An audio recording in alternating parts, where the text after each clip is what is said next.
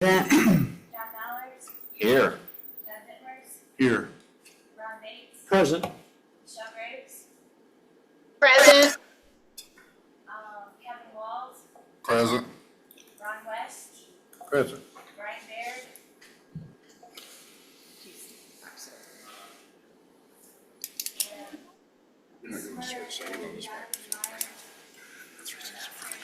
Mr. Myers contacted me and he's stuck in traffic. He's on his way, should arrive shortly, and I have not heard from Ms. Grismer. Commissioner Baird won't be able to make it. Kenny Larsen's head. Note that he's here. Mr. West, would you care to pray? I'm gonna let Mr. Walls do that. Okay. What are we doing tonight? Invocation, please. All right. Everybody bow their head, if you would, please. Dear Lord, please just guide us tonight. And hopefully we get some good information tonight from who's going to present to us. And I just want to bless the first responders, our military, and our leaders in Washington, D.C., that they might lead us in the right direction. In Jesus' name, amen. Amen. Would you stand for the Pledge of Allegiance, please? I pledge allegiance to the flag of the United States of America and to the republic for which it stands, one nation, under God, indivisible, with liberty and justice for all. First up on tonight's agenda is Mike Reuter, our financial advisor, will be coming to the podium to give us an update on our fiscal plan. Hey, Pam? Yep. Let me go ahead and officially open it for the commissioners. Oh, okay, just didn't know make we sure. needed to do that, So, sorry. Yeah, I'm gonna go ahead and open this special joint meeting with the council and commissioners on June 25th at 5:04 PM. All in favor? You good? Aye, yeah, Yeah, good. I'm good. We're good. Let's go. We ready? Yeah, buddy. Well, good evening, everyone. A lot to cover tonight. It was a long spring. and, Mike, I can hardly hear you, I'm I'm sorry. sorry. Do I have, is it on? Jess, can you hear me? Is that better? Yeah, I know Okay. Ron's gonna be telling you he can't hear Okay. if you All right, don't. is that a little better? That's better, Okay, thank you. So, yeah, it was a long legislative session, probably the most active session I can recall in my career. And it was changing very rapidly.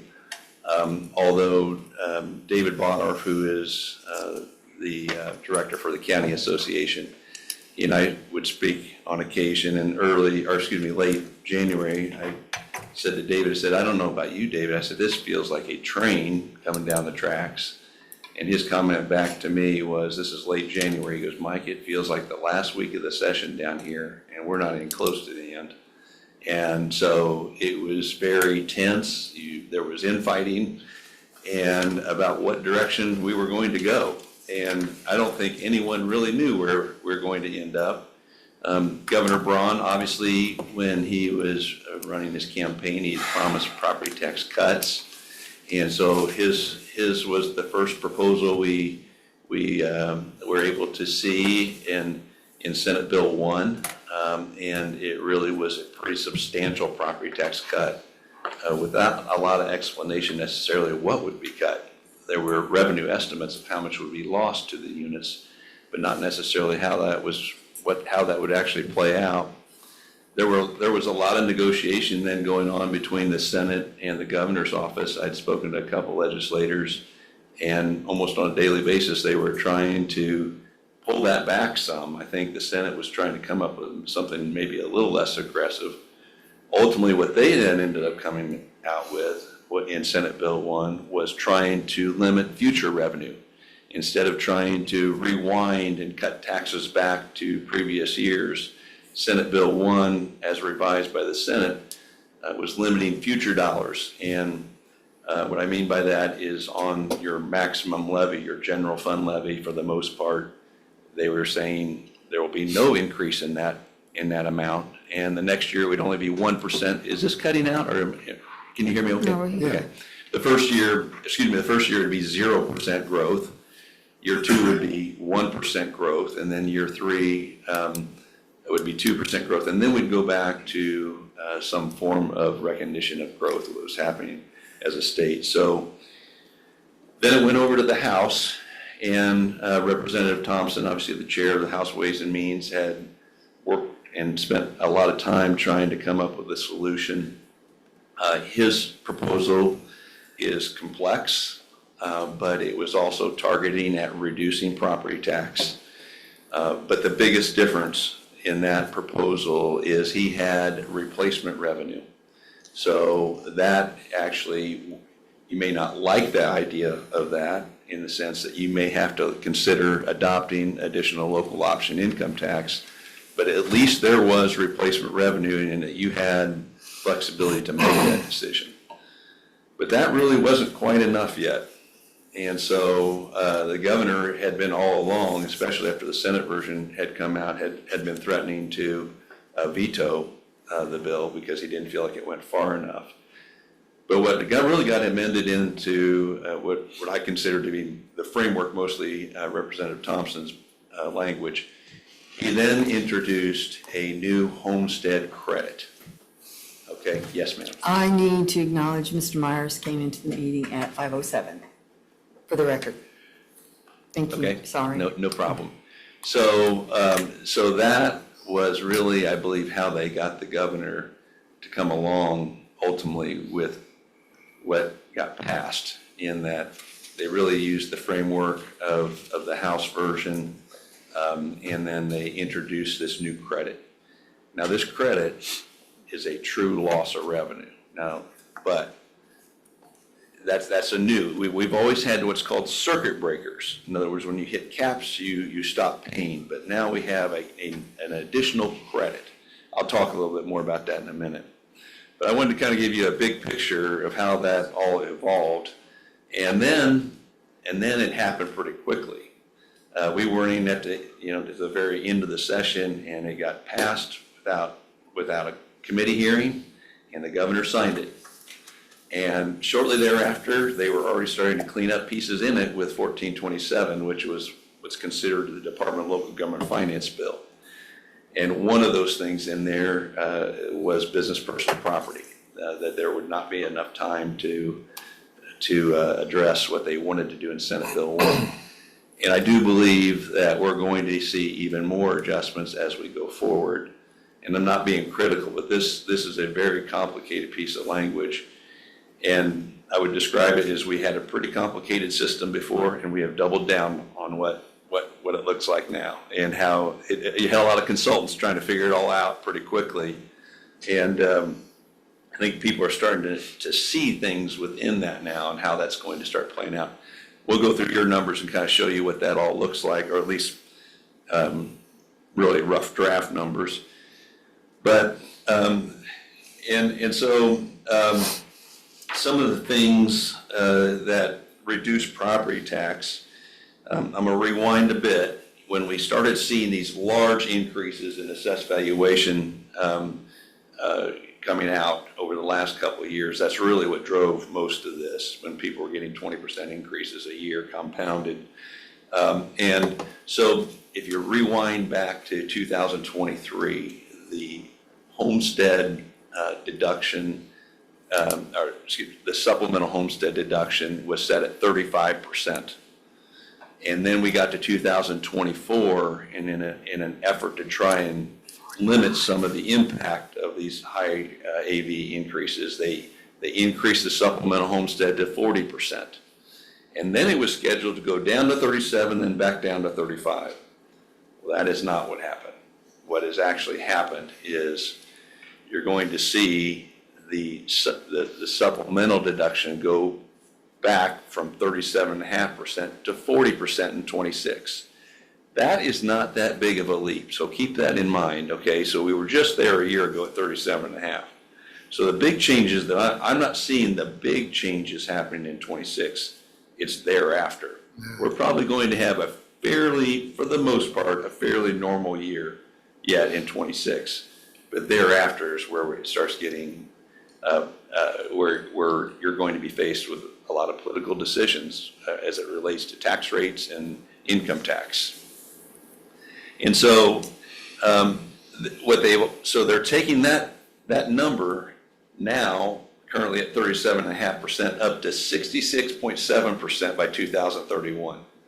So if you take a $300,000 house, that house will only be assessed at a third or be paying tax on a third of its value.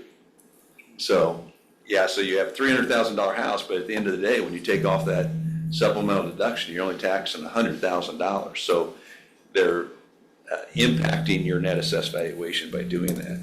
At the same time, they're taking the standard deduction, which is currently at $48,000, and eliminating that. It reduces over time, but it remains at $48,026. So it's after 26 then when that starts to go away. So, and then they introduced some new property tax credits for people that are over 65 with certain income levels. They introduced a new deduction for disabled veterans, not deduction. I will be careful, credit, not deduction. These are credits. And a disabled homeowner. And so those were some additional, those aren't the big numbers though. The big numbers really is that supplemental homestead deduction increasing between now and 2031. That's going to have a pretty big impact. In addition to that, they introduced a new deduction for the property that's in the 2% category, and that's basically your rental property and agricultural property.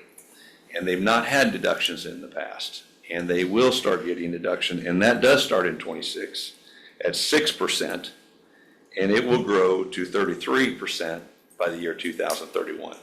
So that too is a loss of assessed valuation. Now, I'm not being critical of farmers because, they pay a heavy burden, but they're also made an adjustment to how farm ground is assessed in that they change the factor to compute how much they will pay per acre, the capitalization rate, and it dropped by, from what I can tell, about 7% from what it currently is, and now they're also getting the 6% deduction. So farmers should see some pretty big relief, but when you say relief, it really means less property tax, right? And that particular one, that really hurts rural communities that don't have much tax base other than farm ground. So you might hear rural schools really screaming as these things come on because that's their tax base. So that is another big change that was not there. Business personal property, a little more complex to describe, but basically if you have business personal property, $80,000 or less, you didn't pay on that. And anything above that, you report a return. Well, in the first version, Senate Bill 1, they were raising that limit to $1 million in 2026, that anything less than $1 million would not be claimed. But that was what came through in 1427, and they said, we don't have time to do that. And I keep pointing at the assessor because it affected the assessor's office in a big way. And they said, okay, we're not going to do the $1 million. We're not going to change that amount in 26. So it remained at $80,000. Now, there are a few other tweaks about what are considered floors. But then in 2027, they're going straight to $2 million on business personal property. And there's not, most of your small businesses will not have $2 million of business personal property. So again, that's less tax base for you to rely on. And so it removes also the business personal property floor on equipment placed in service after January 1, 26. So in other words, right now there's been a floor in there that there's a 30% minimum. You can't go below 30%. Well, that floor goes away after January 1, 26. So, but what they did, they recognized they're cutting all this property tax. And so they said, all right, we're going to give some additional taxing authority on local option income tax. We're going to revamp in a significant way how local option income tax will flow. And so, unfortunately, schools did not do so well in that sense. schools do not have an option to raise local option income tax, nor do you have the authority to raise it for them. In your county, years ago, this was what was called the CADGT County, County Adjusted Gross Income Tax. And you would calculate 1% income tax, and 75% of that would flow through to all the units but schools. The other remaining 25% used to be used for property tax replacement. They would lower the levy by what was collected, and schools received that. That reduced theirs. But the replacement piece stopped, and your schools continued to get that revenue. Even though there wasn't a replacement, they continued to get local option income tax. That's gone. So the schools in Johnson County will lose that revenue in addition to the property tax. Some schools weren't even getting it, to be real frank. If you were in a co-ed county and you never had CADGT, schools were never getting it to begin with. So there was inconsistency across the state, whether you were a former CADGT county or whether you were a former co-ed county. But you might hear your school screaming a little louder because they were obviously used to working on that revenue, and you can't blame them for doing that. But the big change is the county has the authority to establish a rate up to 1.2%, okay? Right now, the county has a 1% lit rate, which I call expenditure rate, and that's shared, as I just described, among the units. And then you have the 0.2% rate for jail, that you get all of that revenue. And then you have the edit rate, which is 0.2%, and you get about 39–40% of that. So now this 1.2%, none of it is shared with any of the other units. So you actually have a large amount of lit capacity. And I ran some numbers before I started this evening, just to see like what kind of lit rate would we have to have if we just want to make ourselves whole. And what I came up with here is right now, when I look at the total pool for the expenditure rate, okay, it's a 1% total rate collected by the county. You get about 27% of that. So you would just have to adopt of the 1.2%. If you wanted to just make yourselves whole of that 1.2%, you would need 0.27% of that 1.2. The math is really pretty simple on that. On the edit, you get $5,848,000 in revenue. That's your portion, not the portion you should. Then the cities get some of that too. But your portion is $5,848,000. And so you'd have to adopt a rate of 0.08 to make that amount up if you wanted to continue to collect that, which obviously we've been collecting for roads. And then you have the jail lit rate of 0.2. I assume you'd continue with that. So if you had the 0.27, the 0.2, you're at 0.47, and then you get the 0.08. If you wanted to continue collecting about what you collect now, you would have to adopt a rate approximately of 0.545%. So you're given the authority for 1.2. Okay, so that shows you how much capacity you could still have if you decided to adopt the full amount. There's a lot of, I'm not sure you'll do that. One thing then you'll have to also decide, this new property tax credit will affect the bottom line. I'm estimating right now, based on LSA's number, about $2 million a year. So you would have to decide, do we want to raise a little more on the lit rate to make that up? Do we want to raise it another 0.02 to make that money up, what you're now losing in property tax? My point being is, you have the authority to adopt up to 1.2, but to make yourselves whole, you would need to have to be at 0.5 to make yourselves whole. If that gives you some idea of how that piece will play out. Now, you're not the only player with lit, right? That money is like jail lit now. It all comes to you. It doesn't get shared. You now also have to make the decision to adopt a rate for the libraries and also the townships and any special units. And right now they call them non-municipal units, and that really is your townships and your libraries. And you can adopt, they give you capacity as the council, they give you 0.2%, but the way I understand it, no more than 0.05 for any particular category of that. So in other words, for like the libraries, the maximum is 0.2, but you can only go to 0.05 for the libraries.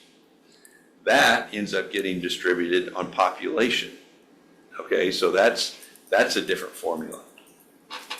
Townships are similar. You can adopt up to 0.5 and allocate it based on the population. In addition to that, then, they have put at your lap, now, this is where it's going, in my opinion, this is where it's going to get extra political, in that they've also given you the authority to adopt a rate up to 0.4% for fire and EMS. And that can be distributed, that gets distributed to the municipalities and territories, and you can opt to give it to the townships for fire. You can opt for that. And so obviously that will be a political piece, in that you might have some municipalities wanting you to do that.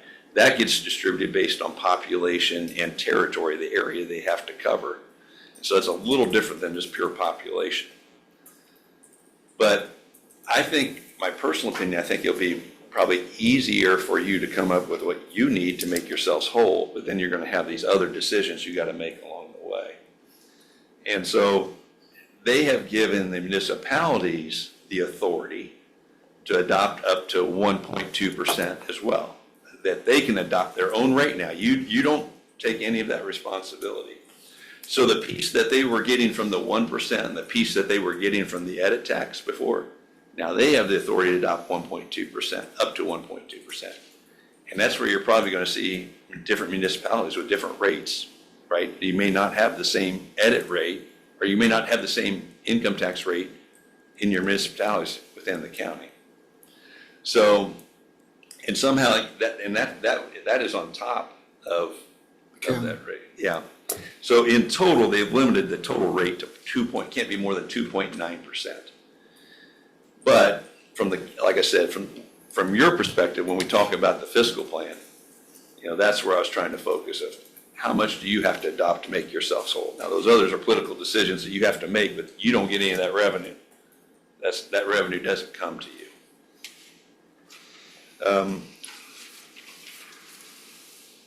Now, let me stop a minute. That's not an immediate decision.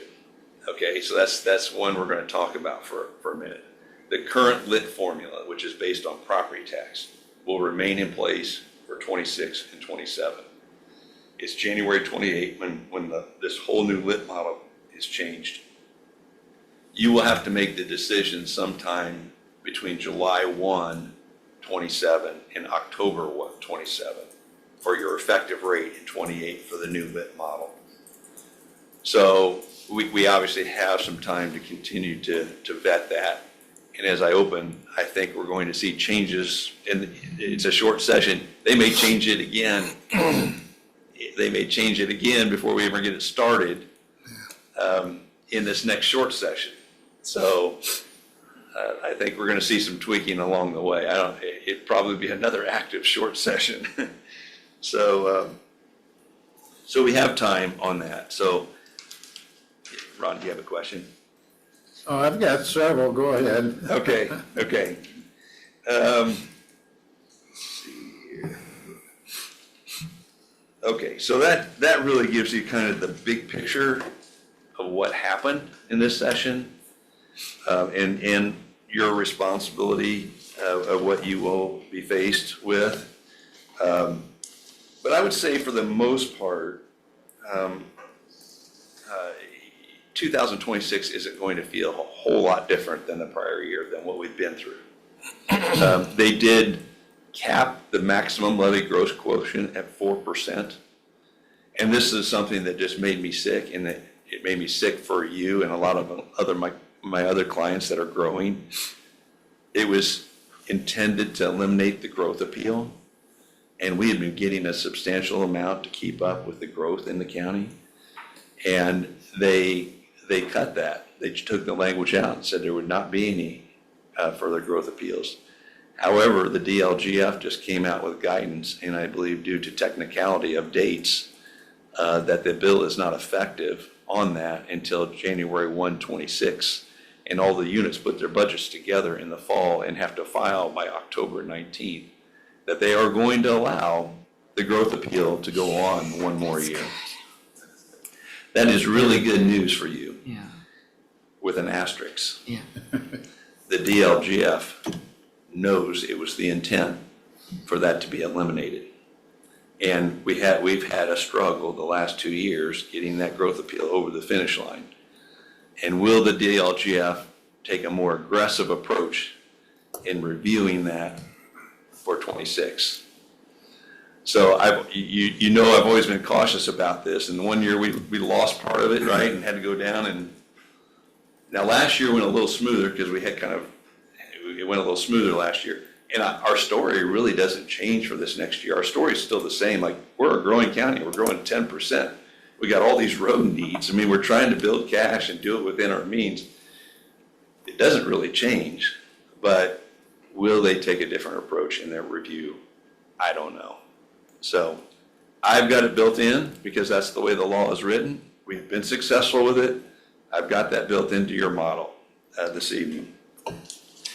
And so one last thing, I've been trying to connect with the Highway Department, with Luke, and talk about the cumulative bridge rate, which you've passed a rate up to 10 cents. It didn't mean you're going to collect 10 cents, but you passed a rate up to 10 cents. So I hope you don't mind, I took the liberty of speaking with Luke yesterday and trying to come up with, well, what rate or what amount might we need to throw in here just to see what some of this might look like, because it will take revenue away from other places fitting this in. Now, the good news is the growth appeal is still in, right? So that helps that conversation.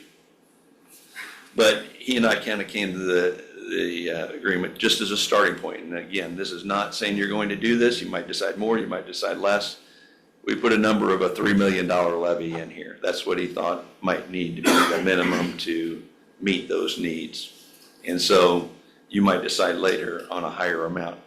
That wasn't a rate decision. That was more of a levy decision of like, how much money do you need? And you'll see then the rate that's produced off of that. So in my attempt to boil down all this information, I've updated the fiscal plan. And I will tell you that these are rough estimates. We hope to have a certified assessed valuation by August 1 this year. The only big piece that had to be rewound is the farm ground was retroactive.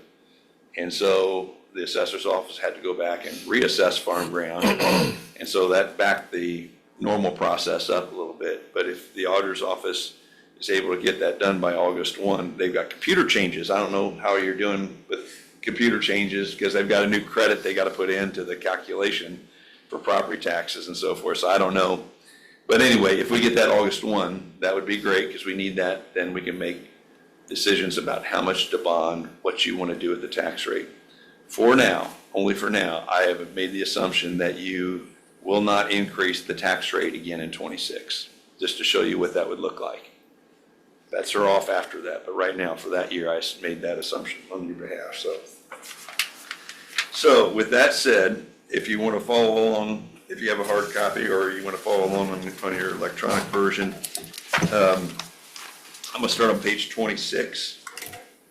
And if you're on the electronic version, you have to add 2 pages to it because you got the first cover and contents in there. So you look at the page, and when I refer to a page number, it's going to be the page number in the bottom left corner of the document.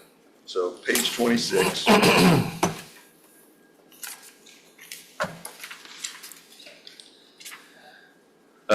I've already mentioned this, and in that top, about a third of the way through, you see for 26, I bolded off the page 1.04, 1.04, 1.04.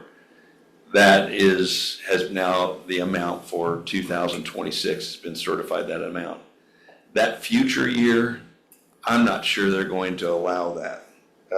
I don't think they'll allow that levy to go up 5.5% that next year. I think we might see another cap on that next year at 4%. But the way the law is written now, it goes back to the 6-year non-farm personal income factor, but they've not been allowing that for the last 3 years. So that's probably an area they're going to come back. But the bigger number I've highlighted here is that growth appeal of 1,914,000. So that's the largest appeal we will ever receive. The good news is if we do get that, I made the comment, the lit formula is not changing until 28. Our lit in 27 is distributed on property tax. And so if our property tax in 26 includes the appeal, that keeps our portion of the lit in 27 up. It's the prior year property tax drives the next year's lit distribution. So that appeal wasn't just important to you in 26, it also affected your 27 lit allocation before we go to this new eat what you kill model. So that's not my term, by the way, the eat what you kill model. That was a legislator that used that, and I've kind of continued with that. But that's really, when you look at the municipalities, that's really what it is. No longer are we basing any decisions on property tax. We're saying, you set a rate, and whatever your municipality collects, that's what you get. And then they're responsible for that. And it's no longer, the legal lawsuit between Fishers and Carmel, that was a big battle. There was a big discrepancy there. That no longer exists because Carmel will have their own rate, Fishers will have their own rate. And so that argument's gone now. So, and that may have been one of the drivers for it, to be honest, is the inequities that have been built up in the system over the years now, which truly exist. Mike, on this excess levy appeal 1.9, I think we'll have a strong argument in getting that in as much as we demonstrate the loss that we're going to experience in property tax credits and the I agree with you. I think we got to be careful about the argument on property tax credits because everybody's losing those. And because you're growing, they may not want to just give you that. I think an argument we do have now, the new argument would be bridges. That if we're going to put a new levy in for bridges of $3 million, we're asking you for the $2 million, but we're bringing $3 million worth of cost. That's a good point, yeah. So that would be unique to us. So I still think we have the whole conversation about, it's more, we got millions of dollars of roads that need to be addressed. Now we also have $3 million in annual cost of bridges that we got to do. So now keep in mind, you also have the authority, and this may hurt us, I don't know. It doesn't happen until 28, and I don't hope they don't use it, but you have the authority to adopt more lit if you want to fund more roads. You can adopt a higher lit rate to start funding things. So the growth appeal in 28 is a little less. I mean, it's a change in the payer, but you actually could technically adopt more if you wanted to fund more road projects. But I'm going to give you a quote. I shared this a minute ago. This was a very astute young person who said this. This is not my comment. It was in the IBJ. And his comment was, congratulations, baby boomers. You own all the real estate. You just got your property taxes lowered, and you increased my income tax, making it harder for me to buy a home. And I thought, what we've done here is we've changed the payer. We have given property tax relief, but what we're doing is we're passing that on to younger generations on income tax. So I thought that was kind of an astute. Some of you have been on the council long enough, and you've heard me say this a number of times. The only fair tax is the one someone else pays, right? And that's what we're doing. We're shifting around. It takes so much money to operate government, and then you got to figure out how to collect it. And so anyway, next page, please, page 27. I'm only going to point to this because I've already talked about it, but there's you can see the Cume Bridge rate shares the maximum levy in the general fund. So the general fund maximum levy is shared between general fund, reassessment, animal control, and Cume Bridge and health. And you can see that we zeroed out the cumulative bridge levy in 2023, 24, and 25. But if we bring it back in, it affects the general fund. So that was my dilemma trying to build this model. Like, what is, I know you passed a rate up to 10 cents, but that would have killed the general fund. It would have killed the general fund because it would all pull from the general fund. So when we start looking at the summaries, just know that I've pulled $3 million of that levy off and put it back into the old Cume Bridge Fund. The next page I want to talk to you about is the assessed valuation, page 24.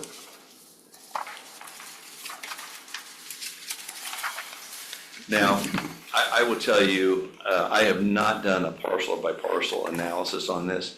There's a fantastic company out there called Policy Analytics doing a lot of these studies, and I've had the benefit of seeing some of those studies and gleaning from those what this might look like going forward. And so, from what I can tell, that for the most part, unless you're a rural county, if you're a rural community, you could still see decrease because there's such drastic changes to farm ground. I mean, when you're talking 7% deduction or decrease in the assessed valuation, another 6%. But in your case, you've got a lot of other growth happening. And that supplemental homestead deduction is only changing 2.5% this first year. So it's not, we're going to lose some of our growth to that. And the standard deduction is staying at $48,000. So I am using the assumption that your AV will still grow 5% in spite of everything that's happened. But look thereafter. When you start getting to the year 27, when business personal property, the supplemental homestead deduction goes from 40% to 46%. And you now take the rental farm ground deduction up another 6%. So all these things are significantly eroding at the assessed valuation in those future years. Thompson will tell you that this model is actually designed to drive up tax rates. You still need X number of dollars. If you have less assessed valuation, tax rates are going to go up. And I think they really believe that tax rates, everybody might be at their caps by 2031. So it's hard to imagine that they're driving assessed valuations down, but ultimately tax rates are going up. Interesting enough, now I've used a much more conservative assumption in here for you on this, but interesting enough is because these supplemental deductions are going so high, you end up having fewer people hit the circuit breaker. Because if you're a $300,000 home and now you're only paying on $100,000, you may not be at the circuit breaker anymore. You may not even be paying your 1% anymore. And so the actual loss of circuit breaker actually goes down for the unit. So it's kind of an interesting phenomenon, what this all looks like in 2031. So that's where you're going to be faced with a difficult decision. We have always managed to the tax rate in the past. It was pretty easy for us. We don't raise the tax rate. We know that. We're going to play through good and bad times with that. I think really now your conversation will be more focused on levy, property tax levy. And we will be trying to explain to the community how much we're raising that levy each year. And it might be, I don't have the answers to this yet, but it might be more of a conversation. Okay, our county is growing 4%. Okay, so we need 4% more for the growth. And we need an inflation factor in there, and that might be 3 to 4%. So you would then say, in total county, this is what we're asking you for. We're asking for the levy to go up 7%, and that accounts for the growth in the county and inflation. And then the tax rate ends up being whatever the tax rate is. Because I truly believe you're going to see school rates going up. You're going to see township rates. Everybody's affected by the assessed valuation, and all these rates are going to start to climb. I'm not sure tax rates really mean that much anyway. It might be easier to explain to the community how much more you're asking for in property tax year over year. and make it more of a levy conversation. And they're driving you there too, because in 2029, in addition to all this, they've introduced a new hearing to the budget process. We will then have to have a hearing only about the levy and rate. And so we might actually start that conversation more in 2027. Still make it a rate conversation in 26, but in 27 that we end up more of a levy conversation. And the rate ends up being whatever the rate ends up being. Now, that's a decision you all have to make. But that's what I'm sharing with my clients, because there is this expectation that tax rates are going to rise. And if you hold yourself down, you might be putting more pressure on the lit side of things, on local option income tax to operate. So we have time to think about that. Okay, so I'll try to stay focused more on 26. But real quickly, hypothetically, when you see your assessed valuation go down 6%, let's say it goes down 6% in 27, and our levy grows 4%, you need your assessed valuation to grow 4% to keep the flat rate. When it goes down, even if you collected the same dollar amount, the exact same dollar amount, your tax rate is still going to go up 6%. That makes sense on that? So, but also the growth appeal goes away in that year too. So now, one last thing on that. I'm hopeful that this gives us one more year to lobby to keep that in, at least another year. And the reason being, I just struggle with this policy decision. How do you treat Johnson County growing 10% a year, the same as another county that's growing 0? Why, how does it make sense to give both of them 4%? Why would you ever want to build another house? Because you'd be taking services away from your existing residents to pay for the people coming in. And so, some of these communities like McCordsville are growing so rapidly right now. I mean, why would you want to build any more houses if you're only going to get 4%? I mean, it really is a decision. I personally think the Builders Association needs to get involved with it too, because you can see some of these communities saying, slow down the growth. I'm not getting the money to fund what's coming in. So. They're still getting the money on the lit side, but I don't know how that compares to the property tax. That's right. So you'd have to do some kind of a comparison analysis there, I guess. You would be taking your existing property taxes and trying to stretch them farther to fit them in. Yeah. You would be getting the lit side of things, but it's not the same as what you're getting right now. Right. Okay, with all that said, where's this all going? All right, page 1, this is the general fund. Year end, we ended up with a really, really strong cash balance. That was by design. We've been building money there for highway. We've been appropriating $4 million a year, and we have not been spending it. We have it budgeted at $12 million this year, so we have it appropriated again this year. So our cash balance jumped quite a bit in 24, but you can see it goes down again in 25, but it's because we've been rolling those dollars forward for highway projects. So from a cash perspective, you're in a really strong cash perspective. Although strong in the sense of what you see right now, not from the perspective of how much you face in terms of need. And so there's a new line on here. This is a new line at the top. It's called loss from property tax credit. Yeah. And so this is what you see here is only the general fund portion. It's my rough estimate is you're going to lose about $2 million to that in total, but that loss is shared among all the property tax funds. That's how it's being interpreted right now, that you lose $2 million, but it gets shared among all of them based on that levy. So the general fund doesn't take the full $2 million hit. When you say shared, you're talking about the other government units, the cities and towns? They'll have their own loss. Yeah. This is just your loss. It's shared among the funds that you have within property tax. Yeah, okay. So the county unit as a whole, I'm estimating you'll lose about $2 million to this new credit.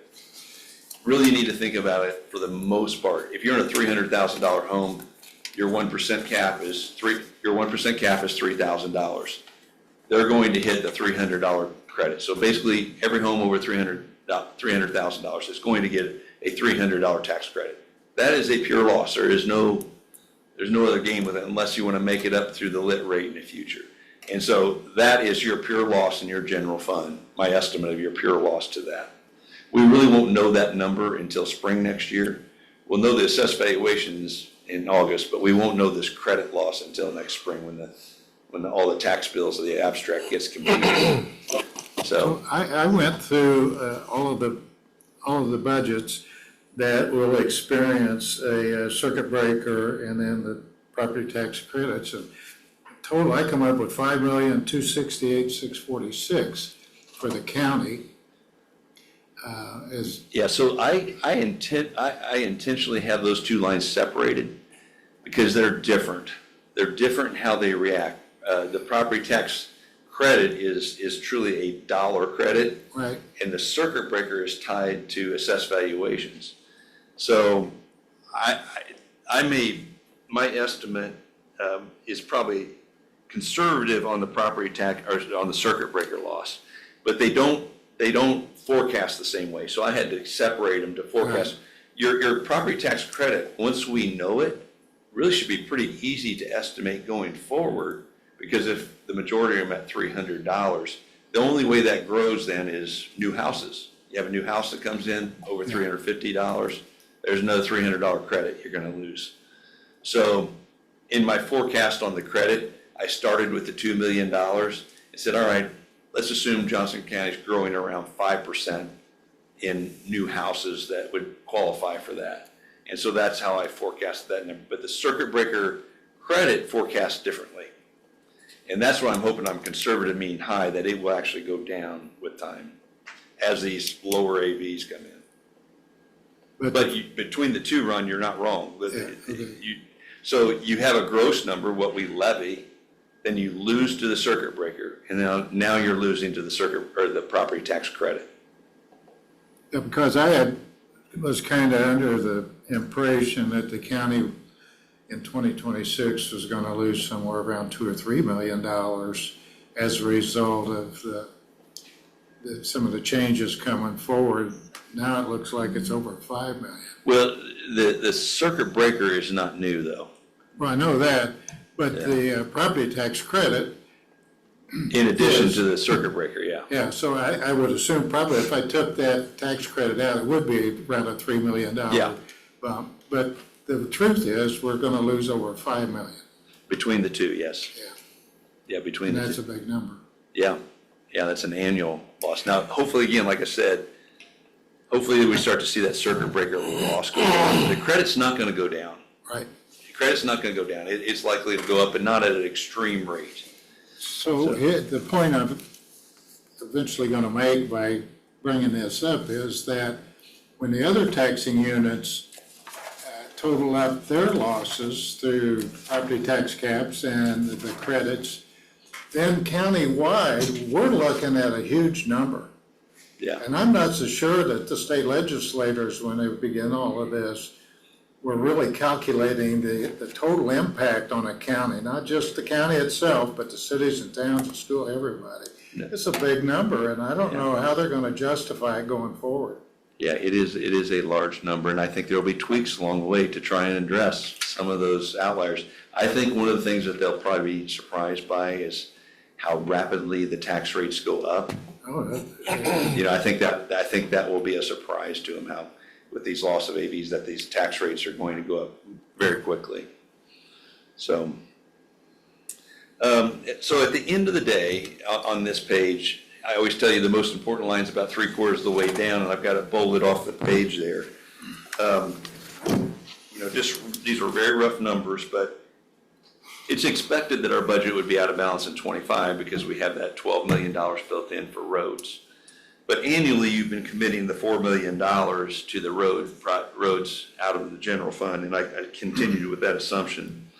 But with the circuit breaker credit loss in here, and the assumption that we're going to get the appeal approved, and that we're going to put $3 million into cumulative bridge, the general fund budget would be out of balance about $2.2 million. Considering your cash balance, you're okay there. Yeah.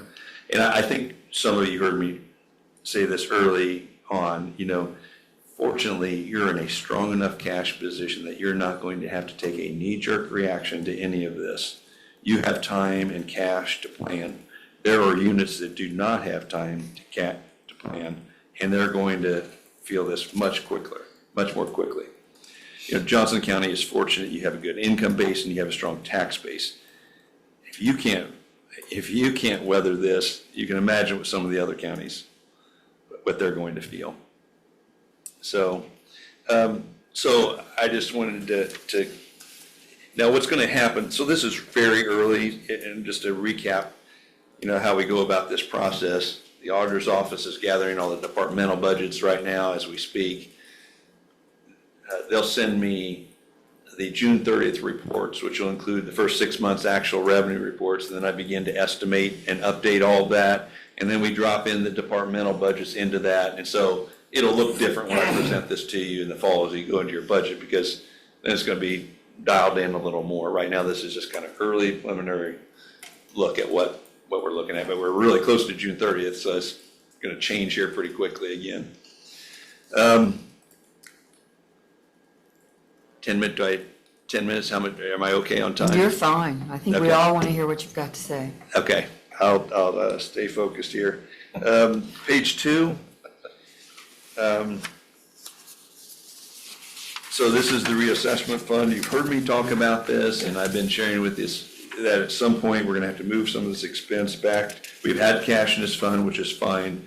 At some point, we're going to have to move cash back or move expense back to the general fund here. And as you can see now, for the last 4 years, we've gone through cash. We will go through cash again this year.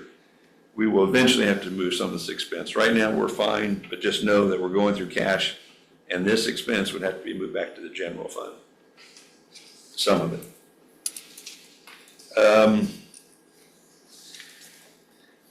Page 5 is the animal shelter fund. And think of this fund, some of you heard me say this already, think of this fund as a department in your general fund, because it shares the maximum of it. If you put more into animal control, it takes away from the general fund. If you put less in animal control, it goes back to the general fund. So in this case, all I do is put enough property tax in here to balance the budget. Okay, so it's, if you run the levy up higher in here, it's fine, but just know it's coming out of your general fund dollars. Even though it has its own separate rate and levy, and it looks like it's its own fund, it really acts like a department in your general fund. The next page, page 6, is rainy day. We did spend some of those dollars last year, not a lot, but we did spend $715,000 there. We have 5.5 in the rainy day fund beyond, this is cash beyond the general fund, but we did expend some of those dollars last year. The next page is the highway fund, and we've always been really good about balancing to the revenue. Again, I'll be updating this. Luke will provide some estimates on it too. We're usually close on that. And so this fund has some cash in here, but it's my understanding it's been built and will be used pretty quickly. Skip the next page, page 9, and this is the local roads and streets fund. We had some budget there, but didn't spend it. The balance did grow to 4.6 million. Again, that would go very quickly on a road project, but we have $1,539,000 appropriated this year, and that's our anticipated revenue. That would still leave about $4.6 million in this fund that could be appropriated.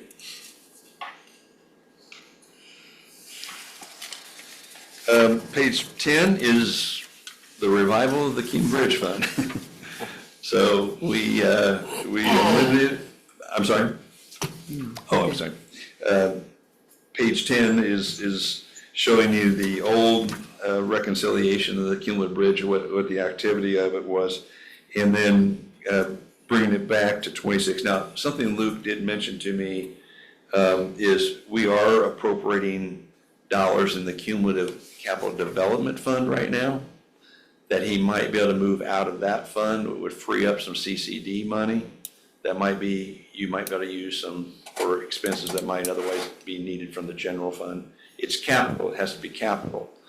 But he might be able to move some of that CCD expense out of there into this bridge fund then.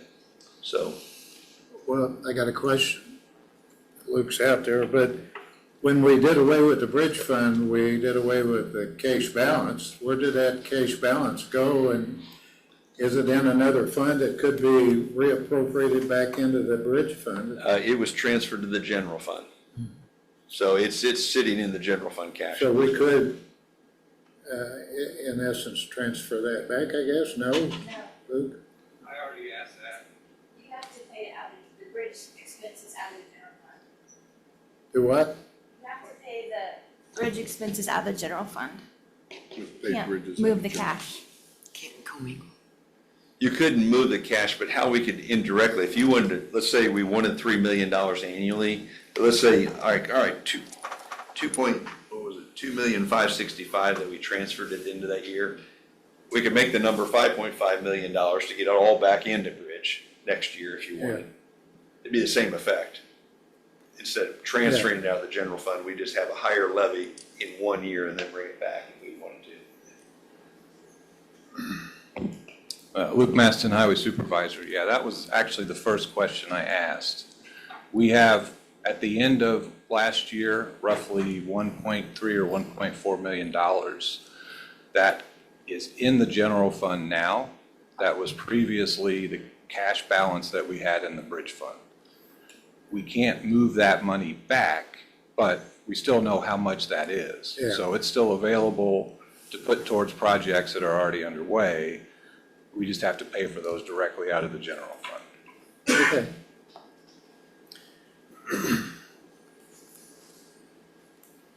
So this will be a new conversation that we'll have at budget time.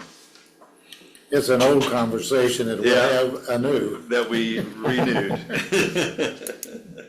So page 11 is the health fund. This is just like animal control, okay? I run enough property tax levy in here to fund this. And so there's actually a pretty good cash balance here. At the end of '24, we have $1.5 million. If we had $700,000 of cash in this fund, that'd be more than sufficient to cash flow this fund. And so some of you might remember this, how you get cash out of this, you keep the health fund, you just lower the levy, and the levy then goes back to the general fund, ultimately putting that cash back in the general fund. So, but for forecasting purposes, I always put just enough levy in there to fund the budget so that you can truly see what the general fund's out of balance. That's the reason I do it that way. And have you given any consideration to the Health First Indiana funds that we're going to receive going forward? Is it some, out of that 50 or 40? I have not built that in yet. Okay, That'd be beyond this Yeah. regular operating health budget. I didn't see it on here anywhere, that's the Yeah. reason I brought it up. Skip the next page. Page 13 is the CCD fund. We did gain a little cash there this last year, but this is where Luke had mentioned that we might be able to free up some here if we move some of those bridge expenses out of here back to the cumulative bridge fund. So that would free up some cash for capital, cars or things like that. Now, one thing to point out, look what's happening to the levy, the property tax levy. This is a rate-driven fund. Yeah. And when you have less assessed valuation, you have less revenue coming in. And in addition to that, then there's a new line in here too. You see the circuit breaker credit in there. Yeah. It loses $222,000 of that too. So we're fighting a tide now on cumulative capital development of that levy going down and also that new circuit breaker credit being put on top of that. But you're still going to have some additional revenue because of the rate increase, right? Well, this is a maximum rate fund. Okay, We're at the maximum rate. right. So this rate won't go up. It won't go up, you're right. Another important conversation will be page 15. We should plan to issue another debt. This is our GO bond fund that we've used to manage the tax rate. And I do think we will want to do that again, especially if we don't get the appeal. You know, if we don't get the appeal, we're going to want to collect it on this side again. That's how we've done it the last couple of years. We've structured the bond such that if we don't get the appeal, we'd collect it in the debt levy. This is where I think is going to be an important conversation about levy. Because I think you could say to the community that we just want to continue to collect $5.5 million in this fund. And, you know, let the rate be whatever the rate's going to be. We're not asking you for more, and the rate may go up, but it's not because we're asking you for more money. We're just asking for the same amount. If you follow me on that, that's where we got to kind of change that conversation. Hey, we're asking for 4% more on the general fund, and we're asking for the X number of dollars in debt, and it's X% more. So, again, this is not, I don't think we have to have that conversation at 26, but I want to get your mindset going that way for 27. Well, Senate Bill 1's changing our ability to bond too, isn't it? It has, and how you can take them out longer. We could still work with the system to do that. But it's not in every other year? Yeah, you got to be. You have to rest a year? Yeah, that's if you do a 1-year short-term bond. It's all in the definition. So we just put it, okay. We All might right. Okay. Okay, all right, make it understood. a little longer. We'll dip 1 year. Okay, Yeah, the next. it makes the forecasting maybe a little more challenging, but I think we can figure that out. okay. So just keep that in mind, though. You may decide this year, you may say, well, we don't want to keep the rate flat. We want this levy to remain the same. We want to continue to collect 5.5 million. You're not asking for any more, you're just asking to collect the same. That'll be a decision you make in the fall.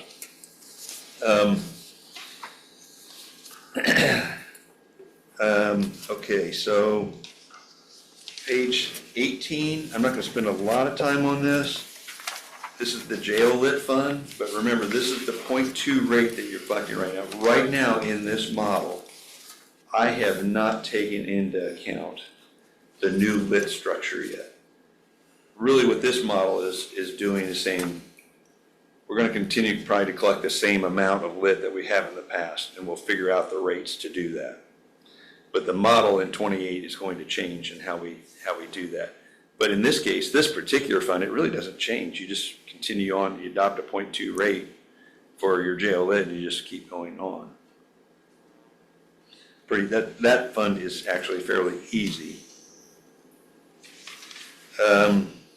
Statewide 911, page 19. You've heard me say this kind of like reassessment. We're continuing to go through cash in this fund. We're fine right now, but it's going quickly in this fund. We don't have a lot of runway left on this one before we're going to have to move some expense out of here. We've spent more than we've taken in for the last 3 years now. The next page is the edit fund, and this is the fund that we've been obviously building for roads.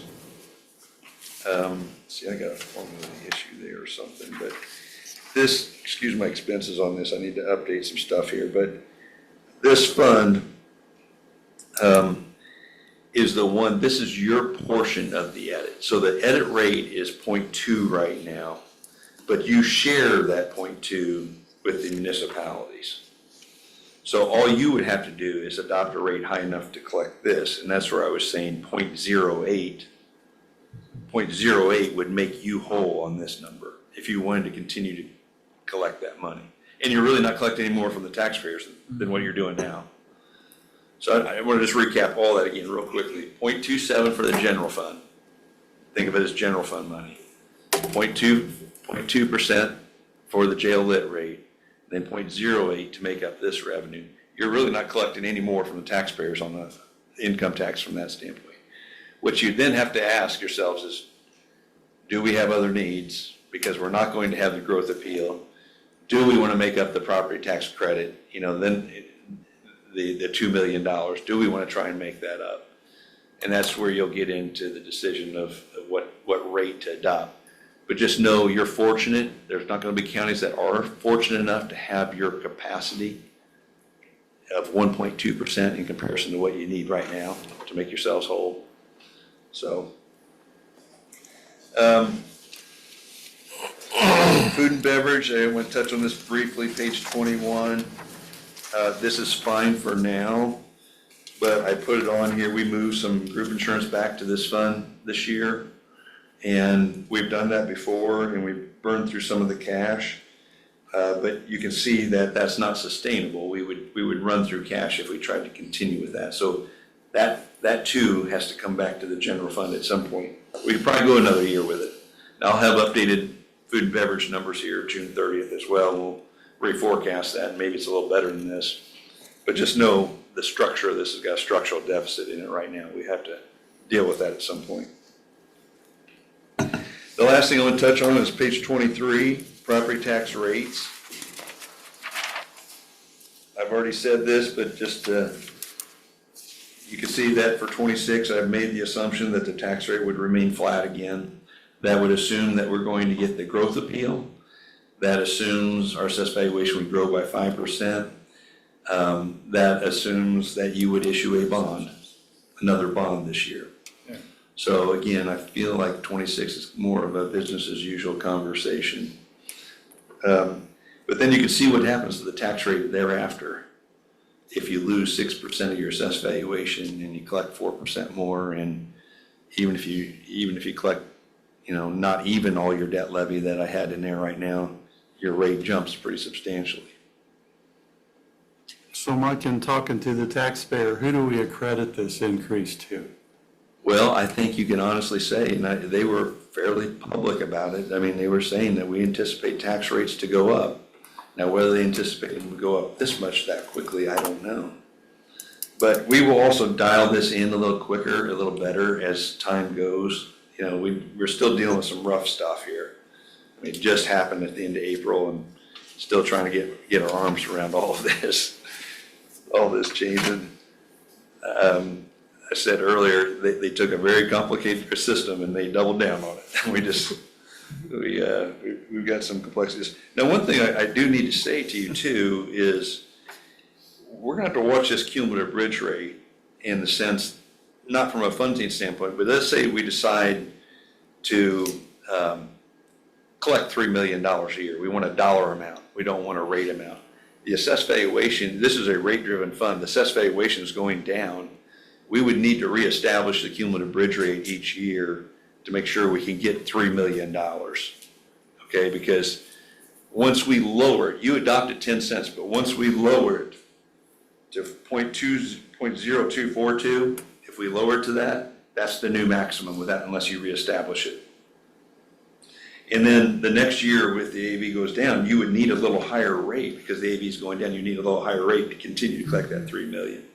I put that on your radar because cumulative bridge may not typically be one of those that you think you have to reestablish every year. But if you're trying to target a rate, that's probably going to be in your future to become an annual thing for the auditor's office to bring to you. And you'll probably, to be real frank, just reestablish it at 10 cents every year. Just keep reestablishing it and then decide what you want to do with it at budget time. So we used to have to do that with CCD. Some of you might remember that we used to have to reestablish every year. They finally said, all right, we're done with that game. We're not doing that anymore. But in this case, that might be the case. If your levy's $3 million, whatever the AB comes in, the rate's established. So Yeah. we don't have to Yeah, but if you do this, basically do anything there. It just establishes itself through the Yeah. calculation, right? yeah, Yeah. that's a lot. And that's a preliminary glimpse into what that future might look like for you going forward. Yeah. So it's not all gloom and doom for you, but we are going to have to react. I think you've heard me say this. We don't need to take a knee-jerk reaction to this, but we are going to have to react and take some steps in the future.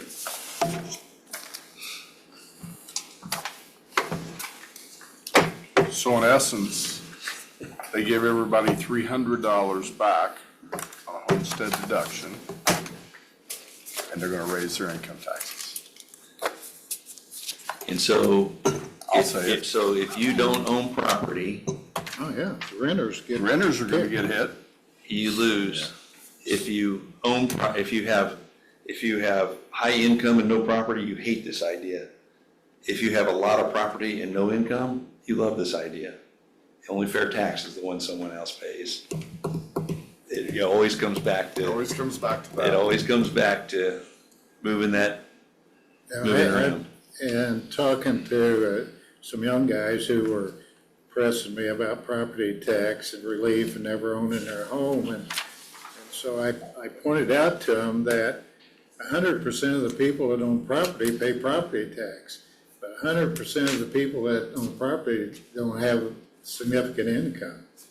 And so the people, even the young guys that do own property, they're gonna get double whammied in this thing, or the younger people. Yeah. I think when the dust settles on this and the general population realizes the increases that they're gonna have to absorb for the minimal reductions they're gonna get or savings on the other side, it's not gonna work very well. Well, it may even be confusing this year. If their assessments went up X dollars this year again, the $300 may not be even enough to offset the increase. So you may have confusion this year. People are gonna think, my taxes should have went down $300, but that may not be the case if your assessment went up. Well, here's the issue too, that, and Mike's probably already witnessing this, because we have to do trending every year, right? Home prices are starting to do this. So you're gonna see a reduction in AV just through the natural process of trending. And that's gonna compound too as we go forward and force rates up. That's accurate. So to be optimistic between that, there's a lot of legislative sessions between now and 2031. And there's a lot of opportunity to adjust between now and 2031. So just keep that in mind, that if it gets too crazy, you're going to see some other places hit the wall much faster than you're going to hit a wall. And I think that will cause reaction. They'll only be able to go so far, and that will cause some kind of reaction. I was just gonna ask you real quick on your base pay rate, and when you factored in an inflation, part of that, you used 5%. I use 5%. Yeah, and Yeah. did you just pick that number yourself, or did you have direction? I did not have direction. That was Okay. just, I can change that, by the way, any of those Yeah. assumptions to anything you want, if you just want to see a different model. Right. But what will happen is, that number in 26 will become irrelevant, in that I'm going to take whatever the departments give me and drop it in there, and it will have whatever guidance you all end up with Yeah, in that. So that's just for modeling, kind of forecasting it out. yeah, I was just curious. Yep. Well, thanks, Mike, you do a great job. I don't know how you keep your sanity dealing with it. I about lost it this spring. They pushed me my limit this spring. Great job. I don't know if it was email or I saw it on TV or whatever, but did I not hear that the governor has personally asked all the counties in the state of Indiana also consider doing an additional 5% decrease in their budgets this year, straight across the board? I have not heard that, but that doesn't mean it wasn't said. I can't respond to that. I apologize. And am I seeing this wrong, or am I seeing that the end goal here is to move the liabilities of running the government from property tax revenue completely to other things? Yeah, And I think there's, virtually I think no- there are two things that I think big picture you're going to see.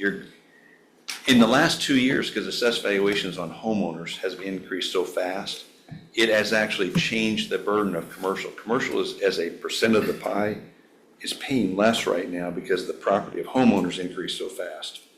What you're going to see is a somewhat reversing of that effect by lowering those home values, the net assessed valuation. You're going to see commercial paying more on that. And then you're also going to see then more pushing you more towards the lit for reliance of revenue. It's just kind of interesting to me. My understanding, we're the fifth lowest property tax state in the country, and we're trying to get it lower. Yeah. So, Is there any formula that isn't tied to the AV? Because if they're trying to get rid of the AV, why is every formula tied to it? well, that's your tax base. By lowering your tax base, lowers actually even your ability to bond because you have a lower tax base there. Your cap is even going down on your general obligation bond authority. So they're pressuring that as well. So, but yeah, they're really lowering the tax base to lower your ability to collect more revenue for property taxes. And Mike, on the libraries, if whatever we do there, do we have to do it for Greenwood also? You have to, it is spelled out in statute. I'm just speculating, I don't know this for a fact, I'm speculating you'll probably adopt the 0.05. I'm just guessing that you'll adopt that rate. And then that money, what is ever collected, that's collected countywide. But then it goes back to you have Edinburgh, Greenwood, and the county library, right? So then that gets allocated to those library systems based on the population. Yeah. And then, of course, the cities can adopt for their libraries also, can't they? They do not. They do? Oh, really? Yeah, they do not. They do not have So they don't have just got the the, property tax side of it then, I guess. they would be, well, let's use Greenwood. Greenwood is the fiscal body that would approve a bond for Greenwood Library, Yeah. but they don't approve the lit rate. You approve the lit rate. Oh, I was under the impression they could, under the new 1.2, they'd be able to. Could they come up with some form of interlocal agreement and give them money? A lease back or something. Maybe, the way the code, it's not intended for the municipality rate to contribute to the library rate. Yeah. The 1.2 for the municipalities is purely 1.2 for them. It's not, they're not to adopt a rate for other units.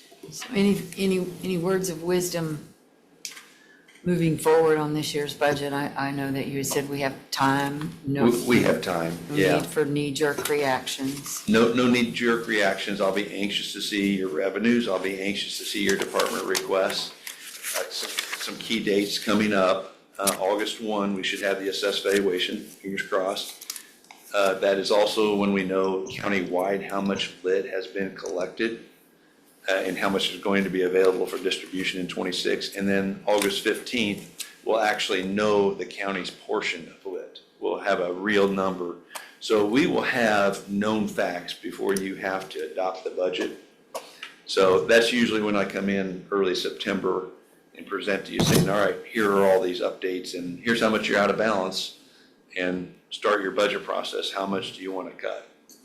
Well, we are obviously in the process, after we get through this discussion, going to come up with some guidelines for the individual departments, and I know that's what everybody's waiting on here. Right. That, that's the in-house thing. Right. So what are your, based on what we know now, what would be any recommendations? I guess I would suggest that you probably stay with something, assuming we get the growth appeal, right? I would think it'd be safe to kind of assume, something similar to what you did last year, whatever you did last year in raises, that would be probably something to start with. Because for the most part, things haven't changed. If that growth appeal weren't there, it would make things a lot harder. You'd be another $2 million down on that growth appeal. Okay. I'm not sure who we have online. I know Michelle Graves is online. I don't know if Mr. Baird is or Ms. Grissomer, but if they are, could you please see if they have any questions for Mike before he finishes up? I have a question. Can you hear me? Very well. Can you hear me? Is this better? Yeah. Okay. It's my first Zoom meeting. Sorry. My question for you, in the past, it seems to me I remember that the county would get a special lit distribution, and we never knew what that dollar amount was going to be. Is that something that we still continue to receive as SB1 takes effect? That is a good, special distributions will go away in 28. They will still exist in 26 and 27. So in 28 is when that goes away, but that is a good question in that if you go to page 45, this actually was a little disappointing to me. I got the real collections for 2023, and for whatever reason, we had 2 really good years before that. But in 23, our total countywide lit distribution collections, not distribution, collections, only increased 0.52%.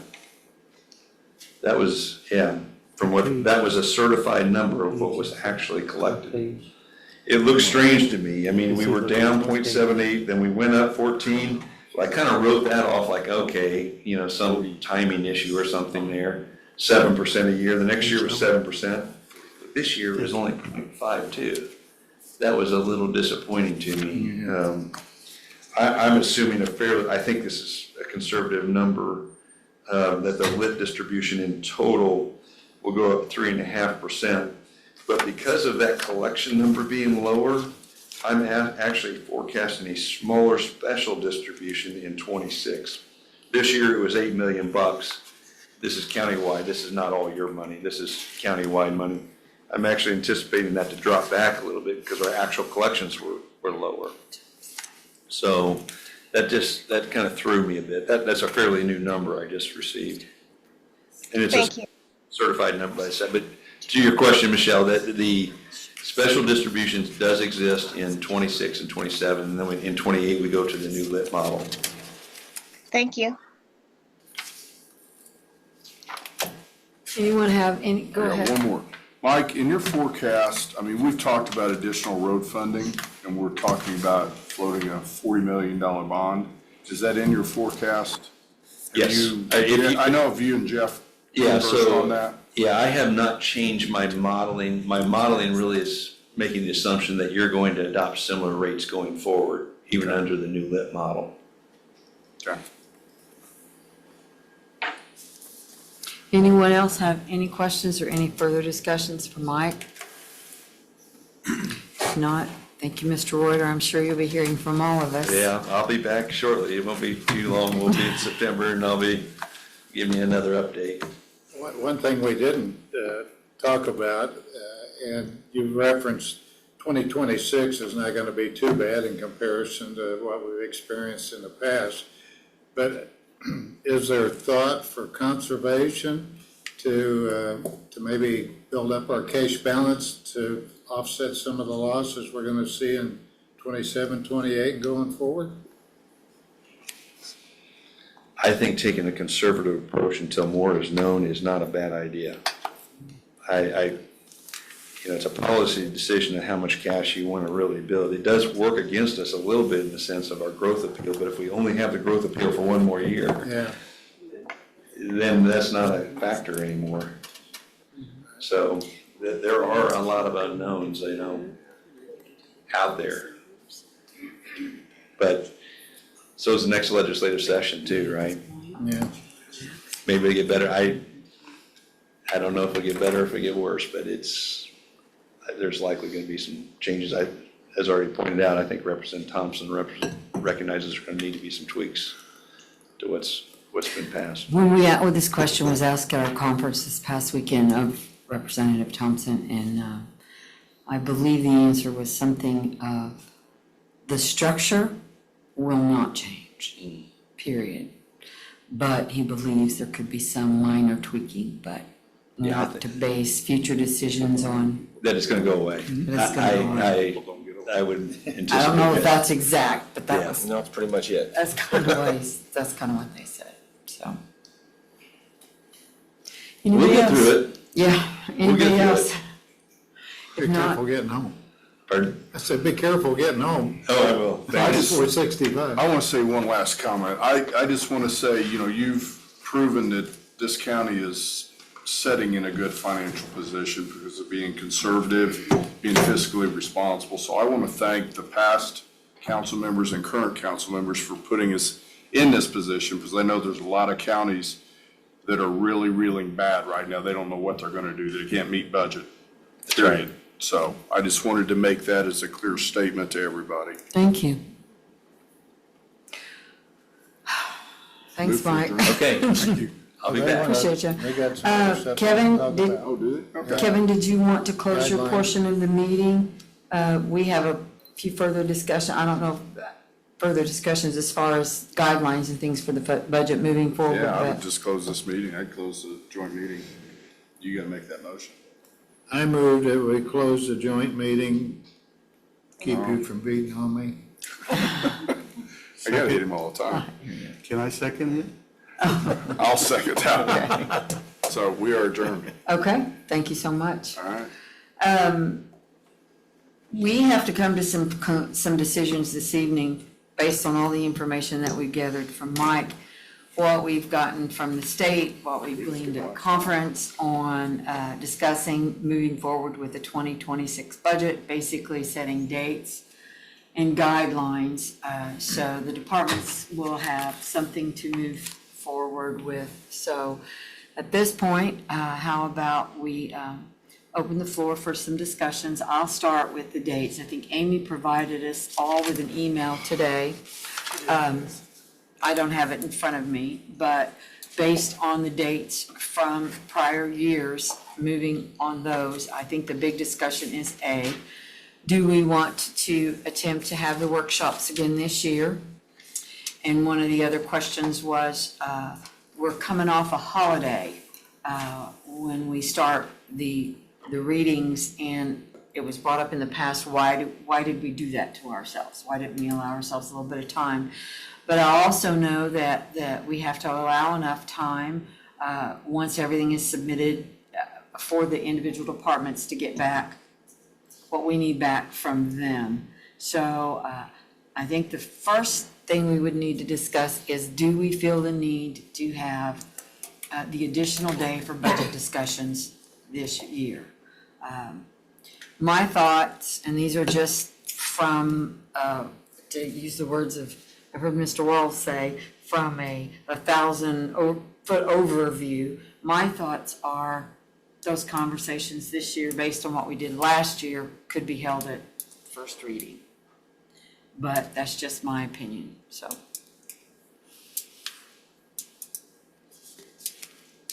Pam, can Yeah. you hear me? I can. I thought the workshops were good, but I also agree that those conversations could have been done at first reading. Would it be helpful if council members were required to meet with each of their liaisons prior to first reading to try to get a grasp on what's coming at us? Would that be better in lieu of workshops? Well, it's always been strongly suggested, and for the most part, everyone has, and they do reach out to the council. As far as requiring it to happen, I don't know that we could do that, Michelle. Okay. I mean, if you want to pursue that with legal, you could, but I think most of us realize the importance this year, and thank you for bringing that up, but I do think it is very important that, and I think everyone would agree with it, that we all do reach out to everyone, because obviously, even though we're in a good position this year, conservative is going to be the key word here, because we do have to look to the future as well, so. But thank you, yes, that's a good suggestion. I have a question. I'm not familiar with how the process worked through the auditor's office, but did all of the departments send that to the auditor's office? Or did they send it to the elected official and then the elected official sent it to the auditor's office? The budgets come through each department, either through the elected official or the director, correct? And they work with their individual departments on gathering those numbers, but final submission is done by the elected official and the director. So, for instance, those departments that fall under the commissioners, I don't know, do you guys have final say on those? We review them. There you go, so yes. Well, what I wondered, Ron, is before they come before us, Yeah. are you looking at them, and I would say that to all elected officials. Before they come before us, they need to have. We review them before they go to the auditor for publication. Okay, thank you. Amy, on the dates, and I'm sorry, I don't have the email in front of me. If we went, and I'm not saying we will, I'm just saying if we went using the same dates moving forward this year, can you tell me again what they would be? And what's everyone's thoughts on the fact that we're coming back from a holiday? Oh, here we go. Here we go. Okay, so it would be, if we follow the normal schedule, it would be Monday, September the 1st, but that in itself is a holiday, correct? So, Yeah, that's what I was just pointing out. yeah, so we can't do that Monday, even if we wanted to. No, I was just pointing out that that Monday is a holiday. Gotcha. And Tuesday, first day back, would be the first day. Okay, so September the 2nd would be the first day of the first reading, and then Thursday, September the 4th would be the second day of the first reading. And then we have a regular scheduled meeting on September the 8th. And then September the 11th, we could do the second reading and a public hearing for the special taxing districts.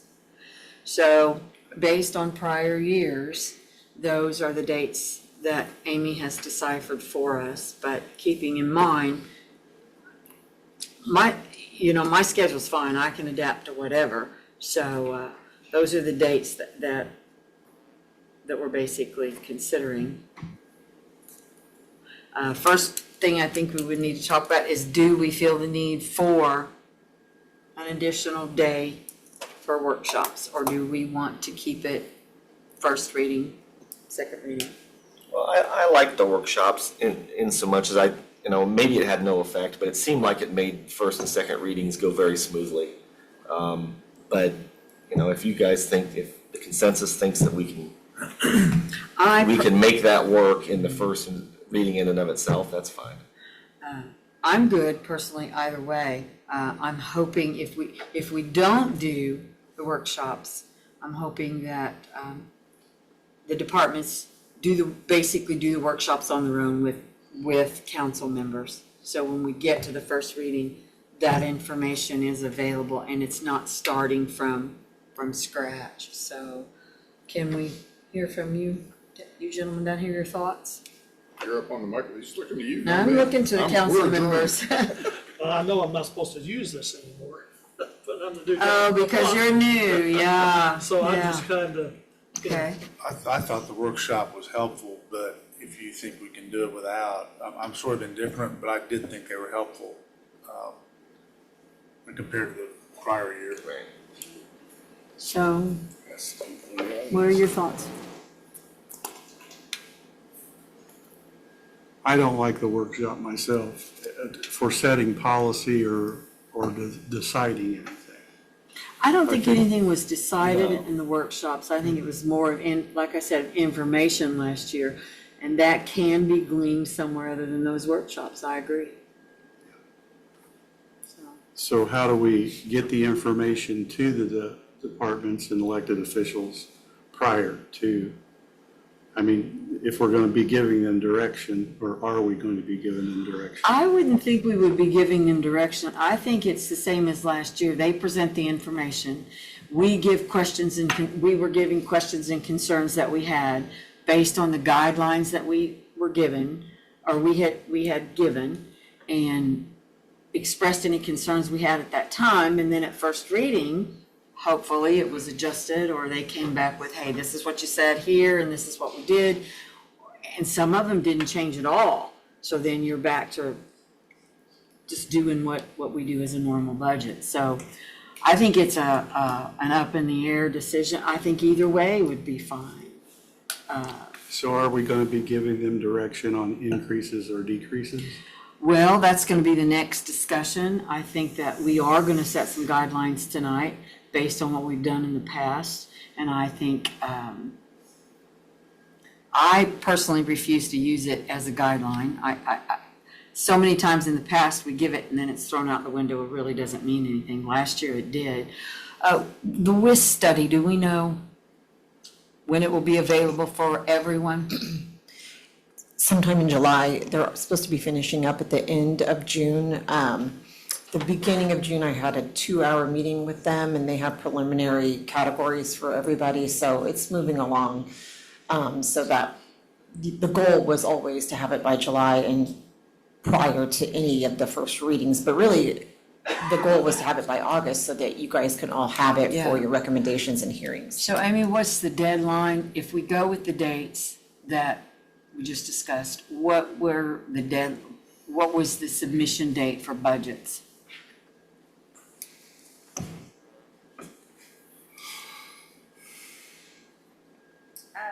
July 15th. July 15th. So I guess we need to check with WIS and make sure that that is prepared and dispersed to the individual departments, so they will have the guidelines, as promised from last year. So that's a little more information, Mr. Myers. I don't know if that helps. Yeah, do we have a meeting around that period of time? Do we have a regular meeting? July 14th. July 14th? So if it just so happened, maybe we could make some kind of decision based on an informed, set of data. So before we move forward talking about anything else, we need to make the decision this evening, I think, whether we want to do the workshops. If you'll recall, we had a kind of a learning session on zero-based budgeting for everybody that attended, primarily for our departments. And it's going to be critical for them to get this 6 months expenditure information so that they can then begin to work on a zero-based budget. In the absence of that, they can't do anything. So if they're not going to get it till the 15th or something, they can't do a workshop in the next few days. They need time to go through that and establish their needs going forward. So you need to consider that. I'm ready to make a motion on the workshop matter if you're ready to entertain a motion. I'm not, do we need a consensus, or we need to actually take a motion? I mean, it's just a discussion on your agenda, so you can just, either way. Yeah, so. Okay, so I guess my discussion point would be I'm not in favor of the workshops, Okay. provided that my fellow council members are open to meeting with all of their liaison offices and departments. Okay. But I would also like to ask them at our first reading that we limit some of the presentations to 15 minutes or less. That's not the question and answer period, just the slideshows. And we're going to get to, that's really good suggestion, and we'll get to that in just a second. Okay, so Michelle says no on the workshops. You have to decide on one or the other. So yes or no on the workshops? No. No. Yeah, I'm okay with that. No. Okay, I'm going to go with no as well. That's fine. Okay. No, please. Okay, so it looks like the consensus is that we will not do the workshops. We will go with the normal reading of budgets. The criteria for the departments is what we need to discuss now on giving them some guidelines. And first thing I'd like to say is it's hard to do that when we don't have all the information. So our goals based last year was to lean heavily on what WIS presented to us in the job study. So we don't have that in front of us. So it's hard to say, do this number or do this number. Strongly suggest we do, again, the zero-based budget. So if you need it, ask for it. If you don't need it, please don't ask for it. If you asked for it last year and you didn't use it, there's no need to put it in your budget this year unless there's a strong reason why you didn't use it last year, but you're going to use it this year. And I know that the money rolls back into the general fund, but we're asking people to be conservative. Again, not so much that we can't meet budget this year, but as everyone heard, moving forward to the future, if some of this stays the same, we're gonna need to start with the conservativeness now. So, and I'm sorry, Amy didn't come prepared, but I know in the past, we have taken what was stated and basically inserted the new percentage rates and that type of stuff. So I don't know that we can even say, okay, let's go with the 3%, a 5%, a 10%. If my thoughts right now would be if we had to say, okay, here's the rate for the employee raises, and I know that's the big one. I would say starting out, you can always go up, you can't, you virtually can't go down. I'm gonna say 3%. And then see what happens, see where the numbers come in, see how everyone adjusts their budget from last year to this year based on what WIS comes out with, and then readdress it when we get the numbers, is just my thoughts. So somebody speak up. Don't leave me out here alone. How did you come up with 3%? Is that an inflation number, or what are we thinking? Based on absolutely nothing, Michelle. Then he said, keep it close to what you did last year. I think Okay. last year we did 5. Right. And so without jumping to the 5, I think if we start a little lower than that, then that gives us a little leeway. I mean, the levy growth factor is 4%. And then we may or may not get this excess levy. I'm guessing, I don't know, I don't want to say. I hope we do, but Yeah, you can't rely on it at this point. So if you want to say 3 to be conservative, that makes sense to me. Yeah. so let's hear from you guys down here. What are your thoughts at this point? Now, those numbers I know can change, when we get the WIS study back.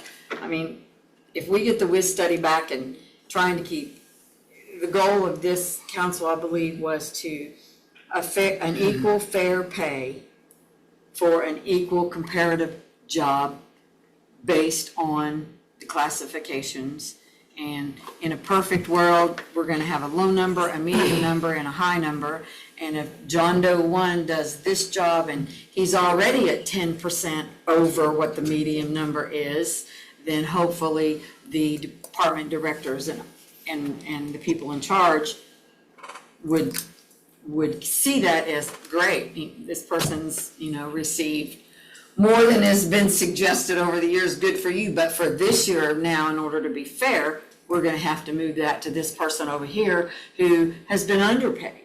So that was the goal, I think, of this council moving forward. So when we have those numbers, and based on what Mike said, and based on future numbers, that was how I came up with it, So you wanna, Mr. Myers, would you? No, I think that's fair going in.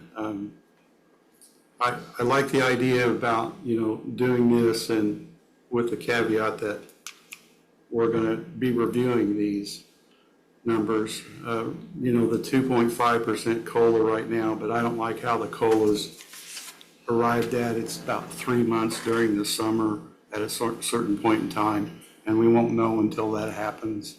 So I don't like that. It's not really a true indicator of the inflation rate, but, yeah, I think it's a starting point, Pam. I'm in agreement. Mr. Manager, is there anything else you'd like to say? I think it's reasonable. Mr. Dibbers? I think it's premature to set the rate, but I think it's not etched in stone Yeah. or. But to give everybody a starting Right, point. right. Yeah, that's right. At least this gives everybody a starting point, so. Are we all in agreement then that the guidelines, the dates would be as Amy presented in the email today, with no additional meetings or workshops, and everyone on this council will work with each individual department, suggested at the 3% for employee wage increase, with anticipation of the WIS numbers and the 6 months projections. So, and then we'll see, how the numbers come in, working with Mike when he updates us again, and go from there.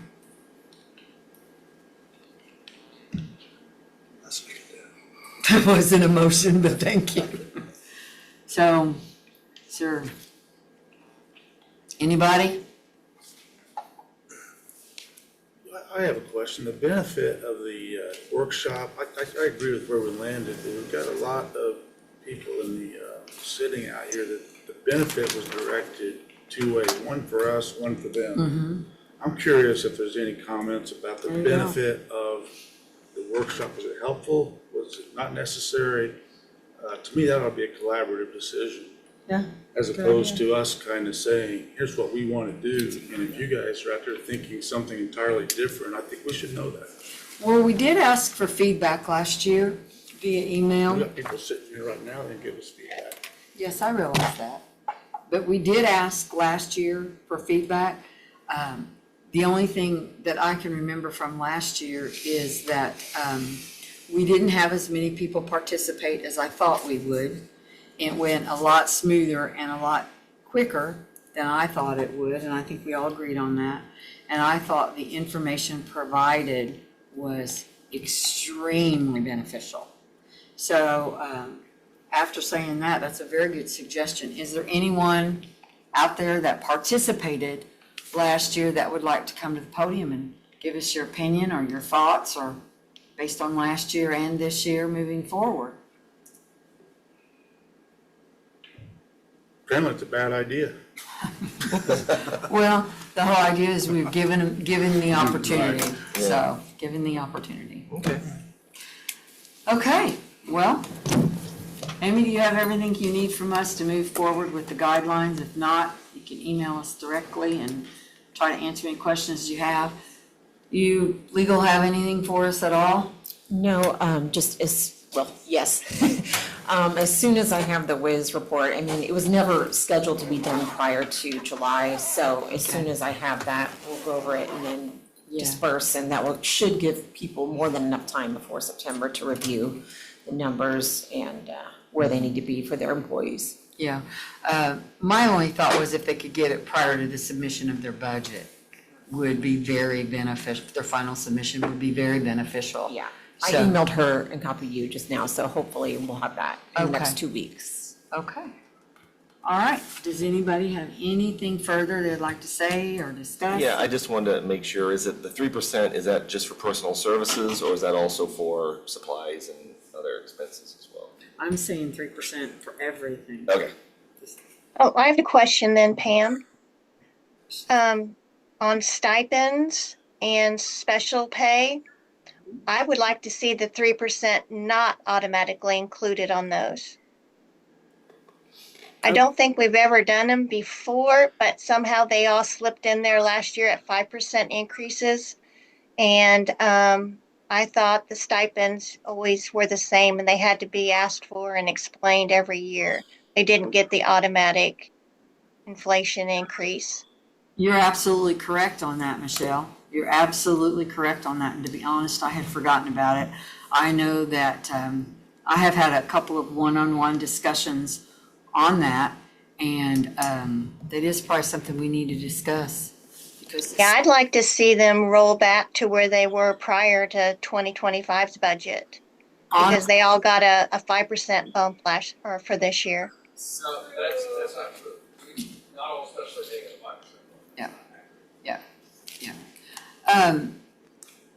Hey, come up. Why don't you come up? Yeah. Come on up, Andy.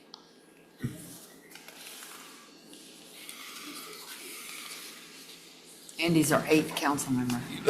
Andy Barnhart, Chief Deputy Sheriff's Office. I was just that is not the case that all specialty pay got a 5% increase. So I don't want anyone to think that that's the case. Our specialty pay was exactly the same as it has been.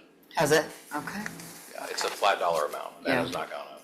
Okay. Do we have specialty pay in other offices besides yours? Yes, but that's what I'm asking you to please differentiate, instead of saying that all specialty pay Right. went up. That's not a correct statement. Right. Thank you.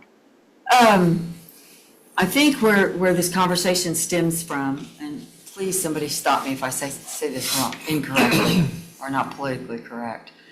The specialty pay and the stipends and things have, if someone, and Andy, can I use your department as an example? If you have someone who is a firearm specialist, a sniper, something that, SWAT, something that's above and beyond, there is money set aside to compensate that, right? That's correct. Moving over to some other departments, some of these line items are being considered as, I want to pay you more, so I'm going to pay you more. Not necessarily constituting, I'm doing this, that's different. So what some of the conversations have been, this council would like to get a little more control over, I have a line item, it has this much money in it, and I want to pay John Doe this amount for doing this. If I'm a sniper, I know that that's what that pay is for. So I think that's where Michelle is coming from. It might be, Michelle, that each individual, I don't know how many of those line items we have, but it might be that as council, we need to look at each of those independently. And when we're doing our discussions, maybe incorporate that then. Perfect, thank you. Pam, just a point of clarification. I always need those, Ron. Yeah, and you know, I'm always willing to give them. Thank you. The 3% on 100 series, that's fine and workable. But you can't do a 3% on the 200, 300, 400 series. If you're doing zero-based budgeting. That's right, you are You can't absolutely do right. some kind of a flat percentage thing, so that's. Do you feel there should be a maximum? No, because that's the whole idea behind zero-based budgeting is they look at their history and they come to you and they give you an exact number that they determine that's what they're Right. gonna need. Now, the key in that makes it work, of course, is sometimes they're gonna be understated and the council's gonna have to recognize that and work with them on additional appropriations. Sometimes they're gonna be a little over, things will change and they're gonna have a little extra, but the concept behind zero-based budgeting is for them to put the time and effort into their budget to line item exactly what they think they need going forward, predicated on history and current conditions. So many times, though, we get, well, I budgeted $15,000 in there last year and they gave it to me. Oh, I didn't use any of that, so I'm gonna add that 3% or 5%. No, with zero-based budgeting, you don't do that. Whatever you had last year is Right. immaterial. Yeah. You start with zero. Yeah.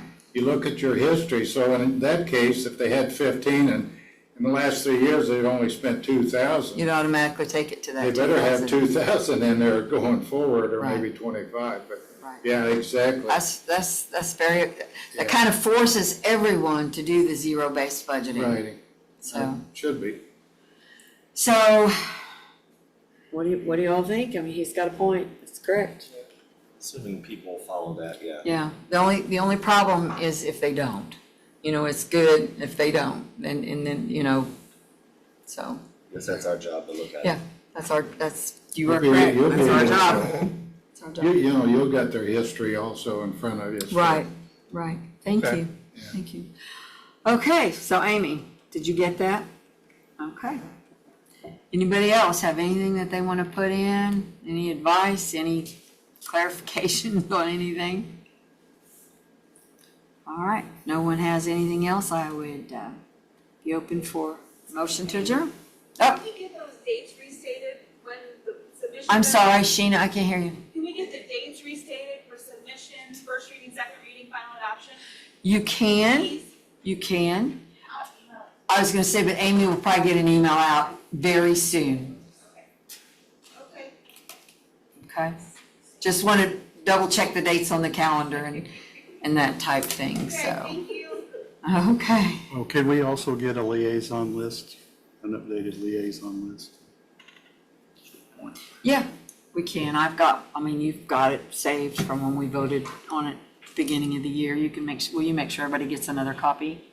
Now, that doesn't mean you only have to go through your liaison, but the job of the liaison is when you come before us on the first reading, Your liaison is going to be on board with you in what you're discussing. That doesn't mean that they're going to vote a yes on everything that you want. That just means they have a full understanding of why you're asking for what you want. So you have someone up here can say, yes, I've discussed that.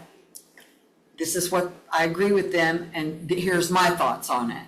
So, But we're getting a guarantee that our liaisons will be with us, is that right? And the only reason I'm saying that is the Yes. one thing that was positive about the budget workshop was that we did get to make sure our voice was heard. You did get to meet absolutely. with our liaison. I guarantee if you don't get to meet with your liaison, you get a hold of me or Michelle or Mr. Mallers or any of these people up there, we will see that you get your say. I promise that. Sam, so you're saying the 15th is when our budget's due, so we're supposed to, like, I have to do my budget and give them time to approve it before I do it, but I also have to have, that's just over 2 weeks. Is that enough time to meet with my liaison, do my zero-based budget, have them approve it and get it to you? Your zero-based budget should be fairly simple, yeah. But I'm not the only department that has to do that, because we have to submit it usually about a week before it's due, so that they have time to go through all their departments. So we're looking at having maybe 10 days to do our entire budget, and we still don't have the WIS. I feel like 2 weeks is not. Unfortunately, those dates are kind of in stone, and I realize everybody's going to be in the same boat. So if you stick with the 3%, realizing that could change either way on your employee increases, and then zero-based budget on everything else, then the commissioners are aware of the timeline. So I don't know, Amy, I mean, the dates are, The submission date of the 15th could be a little flexible. I mean, I want to advertise appropriately, so if we get the WIS and better guidelines, that would be more beneficial.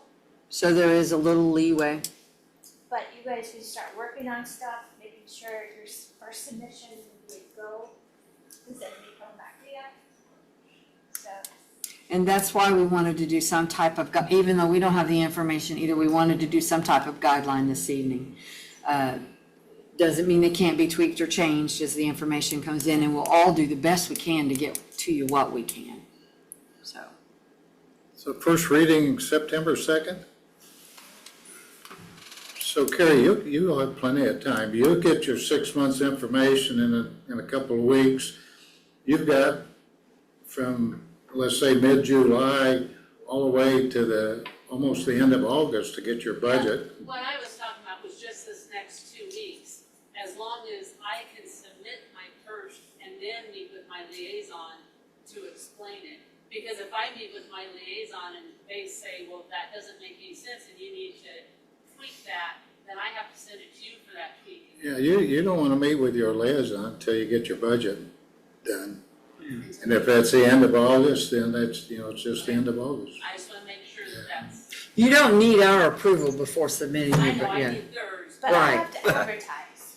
There's a lot of things I have to do to get to Mike Reuter, and I have to advertise, so it's not just dependent on Yeah, first yeah. week. Yeah. Yeah, there's a lot of statutory deadline dates that have to be I met. just wanted to make Yeah. sure that. What's your timeline for Mike Reuter to compile everything?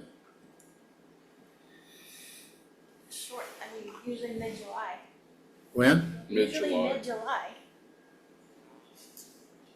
But you can't have everybody get their budgets by mid-July if they can't get their 6 months information till mid-July. So we're already behind schedule. Normally Mike's already been in, usually budgets are due around the 1st of July. I can't hear you. We're already behind schedule. I'm the interpreter today. Here you go. We're Hang on already just a behind minute. schedule. We're already behind schedule. Yes, normally Mike's already been in here, giving us a preview. We've got the guidelines, they're thinking about it. Normally budgets are due around the 1st of July. So then after June 30th, we just give him the estimated revenue, the actual expenditures. So by And he statute, has when do you have to have first reading? There's not a date for first reading, it just has So it budget. doesn't have to be September the 2nd. Here, my point is, the goal here is to have an accurate budget for him to work with. And if we just try to hurry to get something to him and throw it together, it's worthless. So we need, whatever time we need to take to make sure we give him accurate numbers so he can then compile them and give us a good forecast. That's what we need to do. And if it's mid-August before he gets those, and I don't know how long it takes him to input them, but that's just what it'll have to be, I think. Okay, thank you, Ron. So, on the dates, review those, check with him, and see, and we'll get the information from Wes and see what kind of wiggle room we have in there. Can we do that? Yeah, like I say, we're gonna start with July 15th, because there's a lot of things I have to do before I can even get it to Mike. Yeah. And are we, And Pam, are we staying with the same for health insurance? And you know, SB1 had a lot to do with this timeline. I mean, it's not like people are saying, oh, we're just lacking and we're gonna wait. You know, a lot of this information, I mean, we didn't have any choice, we had to wait. Hang on, Teresa, I seen your hand go up. Michelle, I'm sorry, what would you like to speak? that was exactly my point I wanted to make, that the reason that process has been delayed is 100% due to SB1 and getting that information and starting to process through it. Okay. Just is what it is this year. Thank you. Yeah, my question is related to. Teresa, can you speak up, hon? Yeah, when we get.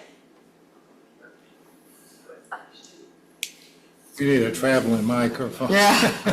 Based on WIS, when we get WIS, so if we don't have it and the deadline's here, we should submit it with the 3%. I'm looking at reclassifications that I've been working on for 2.5 years. So then we would be able to change We would revisit it. after we get the WIS We would numbers. I just revisit wanted it. to clarify that. Yes, we would Okay. revisit it. All right. That's about the only option we have. Anybody else? Okay, I'll take a motion for adjournment before someone thinks of something. Move to adjourn. Second? And a first here and a second here. All in favor? Aye. Aye.